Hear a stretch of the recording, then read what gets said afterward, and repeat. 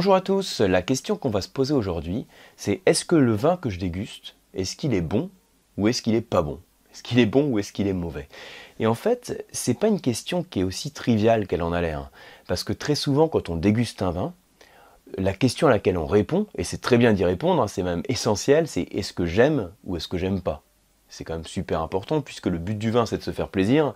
Donc c'est bien de savoir ce qu'on aime et ce qu'on n'aime pas. Mais c'est deux choses différentes parce que on peut aimer un vin qui n'est pas forcément de très grande qualité, on va dire, et on peut ne pas aimer un vin qui est pourtant, par rapport à ses critères d'évaluation, qui est un vin très qualitatif, qui a un bon niveau de vin. Et alors, donc c'est logiquement quand on dit j'aime pas, c'est une appréciation qui est subjective. Si on n'aime pas l'acidité, si on n'aime pas les tanins, si on n'aime pas l'alcool, il y a des types de vins sur lesquels on va avoir du mal à aller, même si ce sont des vins de qualité. Donc ce qu'on va voir dans cette vidéo, c'est plutôt qu'est-ce qui fait qu'un vin est bon ou pas bon. Parce que vos critères personnels, on ne va pas les traiter ici, ça pourrait être intéressant d'en parler aussi, de voir comment un peu connaître les référentiels qu'on a, le type de vin qu'on apprécie, mais ce n'est pas le but de cette vidéo. Là je parle vraiment de critères, d'une qualité intrinsèque du vin que vous dégustez. Alors pour répondre à ça, on va voir qu'il y a plusieurs critères qui rentrent en compte pour dire ce vin est bon. Ce vin est de qualité, voire de grande qualité. Alors la première chose qu'il va falloir qu'il va falloir sentir, on va dire, c'est déjà constater que le vin n'a pas de défaut. Ça paraît peut-être un petit peu bête ce que je vous dis, mais pour qu'un vin rentre dans la catégorie des vins bons, des vins de qualité, la première chose c'est qu'il n'ait pas de défaut. Donc les défauts qu'on va éventuellement percevoir au nez ou en bouche. On en reparlera à d'autres occasions. Là déjà, tout ce qui est lié à un défaut olfactif en général, quand c'est désagréable au nez, quand ça vous dérange, c'est possible qu'il y ait un défaut. Donc on élimine les vins qui ont des défauts.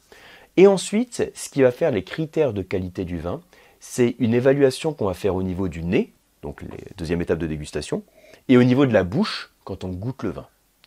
Au niveau du nez, on va surtout rechercher des vins qui ont une bonne concentration en termes d'arômes. Et qui dit concentration, en termes d'arômes, dit aussi intensité. C'est-à-dire que j'approche le nez du verre, je perçois des arômes, je l'oxygène, je mets le vin en bouche également je le grume, donc je retrouve certains arômes, et je vais pouvoir évaluer la concentration et donc le niveau d'intensité des arômes. Et au-delà du niveau d'intensité, je vais également rechercher une certaine complexité. Alors la complexité, j'en ai déjà parlé à une autre occasion. Complexité, ça correspond, donc en 3 secondes, au nombre de familles d'arômes que je retrouve dans mon verre de vin. En gros, plus le panel d'arômes est large, plus j'ai de familles d'arômes, plus le vin est complexe. Donc si au nez, j'ai une bonne concentration, donc une belle intensité, et que je retrouve plusieurs arômes, je peux dire que le vin a une certaine complexité, qu'il est intense. Donc déjà, on peut cocher les éléments qui concernent le nez. Et ensuite, il ne faut pas que ça s'arrête là, parce qu'on peut avoir un vin, on va dire, qui est très prometteur au niveau du nez, et après on le met en bouche, et là il y a un souci.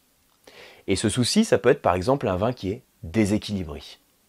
J'en ai déjà parlé de l'équilibre sur une autre leçon du dégustateur. L'équilibre, c'est quelque chose qu'on recherche dans tous les vins. Même si on est conscient que tous les vins ont des profils gustatifs différents, donc si je prends 2 axes d'équilibre, acide, onctueux, c'est possible que j'ai des vins qui soient complètement portés sur l'acidité et d'autres complètement sur l'onctuosité et l'alcool.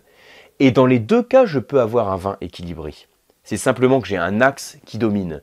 Il y a toujours un axe qui peut dominer, mais il ne faut pas qu'il y ait un axe qui écrase l'autre. Si j'ai trop d'acidité, le vin paraît trop vert. Si c'est trop lourd, si c'est justement trop alcooleux peut-être, voire trop sucré, le vin est trop lourd, trop écœurant. Donc il faut toujours qu'il y ait un petit peu d'acidité, ou beaucoup d'acidité d'ailleurs, pour équilibrer l'onctuosité.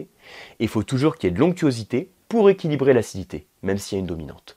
Donc je recherche cet équilibre en bouche.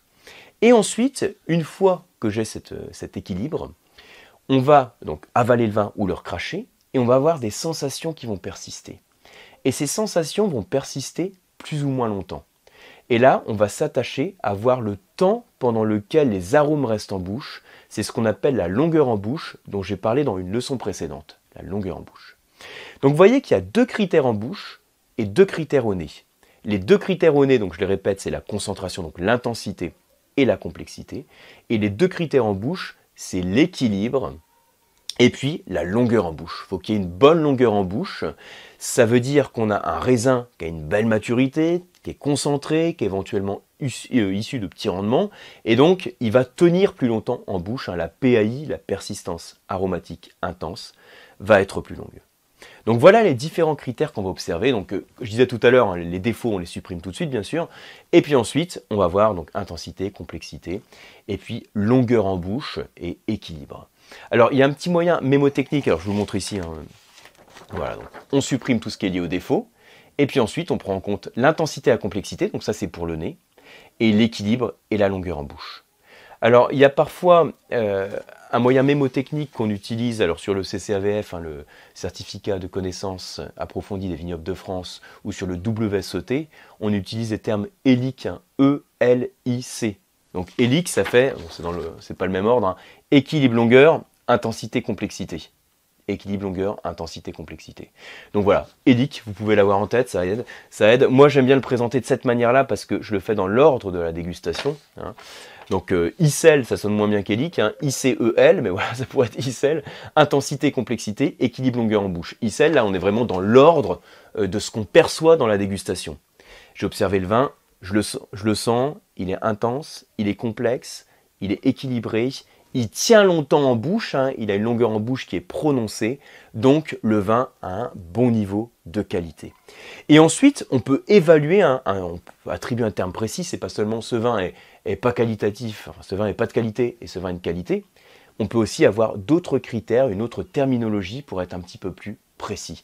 Un vin peut être exceptionnel, fameux, agréable, acceptable, médiocre par exemple. C'est le type de terminologie qu'on utilise dans le CADV. Dans le WSET, on utilise d'autres terminologies, mais à la rigueur, c'est pas le plus important de connaître le terme précis de la terminologie. Vous pouvez même l'évaluer en disant j'ai 5 sur 5 au niveau de qualité, j'ai 4 sur 5, 3 sur 5, 2 sur 5 ou 1 sur 5. Et on pourrait dire que si je remplis les 4 critères dont j'ai parlé, donc ICEL ou ELIC, en fonction de l'ordre qu'on veut, si je remplis ces 4 critères, là j'ai un niveau de qualité qui est de 5 sur 5. Si je remplis que 3, je passe à 4 sur 5. Ensuite 2 sur 5, 3 sur 5, 2 sur 5, hein. Voilà, il faut juste calculer devant la caméra. Donc voilà comment ça fonctionne. Donc ça veut dire que la prochaine fois que vous dégustez un vin, essayez de vous concentrer sur ces différents critères à chaque étape de la dégustation pour voir le niveau de qualité du vin. Et encore une fois, je répète, ça demande de faire abstraction de ces critères d'appréciation propres, hein, de l'appréciation subjective qu'on peut avoir, en disant j'aime ou j'aime pas ce vin. Parce que ça, c'est une autre question qu'on se pose. Merci pour votre attention et à demain pour la prochaine capsule.